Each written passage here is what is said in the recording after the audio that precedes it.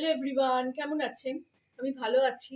আজকে আপনাদের সঙ্গে শেয়ার করছি খুব ইজি একটা রেসিপি, মির্চ লসুনের রায়তা। দইটা আমি এখানে নিয়ে নিয়েছি। এদিকে আমি ছক লাগাবো বলে একটা ছোট্ট ফ্রাইং প্যান নিয়েছি, এটা চালিয়ে দিলাম, এটা গরম হোক। এখানে এটা গরম হয়ে গেছে, এক পলা তেল দিয়ে দেবো। তেলটা গরম হোক, তার মধ্যে আমি দুটো লঙ্কা খুব ভালো করে ভেজে নেব, একদম লাল করে। এটা একটু কম আঁচেই ভালো হবে, বেশি আঁচে পুড়ে যাবে। যেরকম আমরা লঙ্কা ফোড়নে দিই সেরকমই লাল দুটো শুকনো লঙ্কা। আপনাদের কোয়ান্টিটি অনুযায়ী দেবেন। যদি একটু দইয়ের রায়তাটা বেশি হয় তাহলে সেই জায়গায় 4-5টা দেবেন। আমি এখানে দুটোই করছি, দেব কিন্তু একটাই। এই একটা করাটা ভালো লাগে না বলে দুটো করছি। এবার এটাকে আমি তুলে নেব, তুলে নিয়ে একটা প্লেটে রাখবো।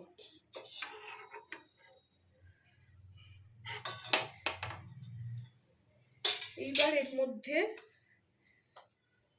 একটু রসুন ক্রাশ করাই ছিল আমার, দিয়ে রসুনটাকে আমি লাল করে করে ভেজে নেবো একদম। গ্যাসে রাখা যাবে না, পোড়ালে চলবে না এটাকে। একদম রসুনের ভালো গন্ধ ওঠা অবধি এটাকে ভেজে নিতে হবে। দেখুন লাল হচ্ছে একদম। এই রায়তা আমরা যে কোনো ভাবেই খেতে পারি। পরোটা হলে বেশি ভালো লাগে, আলুর পরোটা কিংবা এমনি নর্মাল পরোটা। এই দেখুন লাল করে ভেজে নিয়েছি, আর এর থেকে বেশি দরকার নেই, এটাকে নিভিয়ে দেবো। এইবার দেখুন এখানে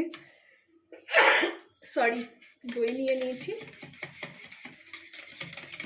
দইটাকে ভালো করে ফেটিয়ে নেব। তার মধ্যে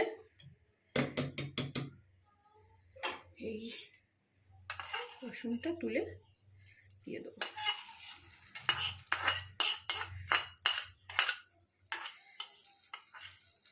এটাও আমি ইউটিউব দেখেই শিখেছি, খুব ইজি। আমি বলি না সবসময় ইজিগুলো আমি দেখে শেখার চেষ্টা করি, মানে করারও চেষ্টা করি, খেতে ভালোবাসি।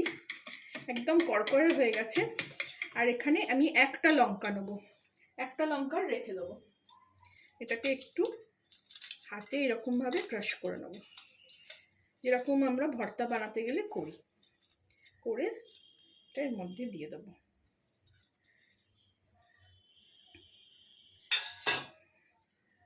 আপনাদের যদি হাতে অসুবিধা হয় তাহলে ওই শিলবাটায় কিংবা ওই খলনুড়ি হয় না, ওতে ক্রাশ করে নেবেন। এভাবে আমি এটা মিশিয়ে দিলাম। এবার বাকি ইনগ্রিডিয়েন্টস দেবো। এখানে স্বাদ মতো নুন দেবো, নুনটা তো জরুরি। একটু দেবো, আর দেবো বিট নুন। আমার এরকম ভাবে আছে, আমি তাই জন্য এরকম ভাবে ঢালছি। আপনাদের যেভাবে থাকবে অল্প একটু।